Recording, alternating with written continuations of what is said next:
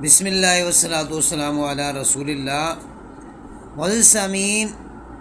قربانی کا جانور ایک امیر شخص نے لیا اور قربانی سے پہلے اس کا جانور گم ہو جاتا ہے، اور اسی طرح ایک غریب شخص نے قربانی کے لیے جانور لیا اور اس کا قربانی سے پہلے جانور گم ہو جاتا ہے، تو اس کا کیا حکم ہے؟ تو امیر شخص کے لیے یہ حکم ہے کہ اگر اس کا جانور قربانی کرنے سے پہلے گم ہو جاتا ہے تو اب اس کے لیے نیا جانور لینا اور اس کی قربانی کرنا واجب ہے، چونکہ یہ صاحب نصاب ہے۔ اور اگر پہلا جانور اس کا مل جاتا ہے تو ان دونوں جانوروں میں سے جس کو وہ چاہے، جو اچھا ہو، وہ اللہ تعالیٰ کی بارگاہ میں قربان کر دے تو اس کی قربانی ہو جائے گی۔ اس کے مقابلے میں غریب شخص نے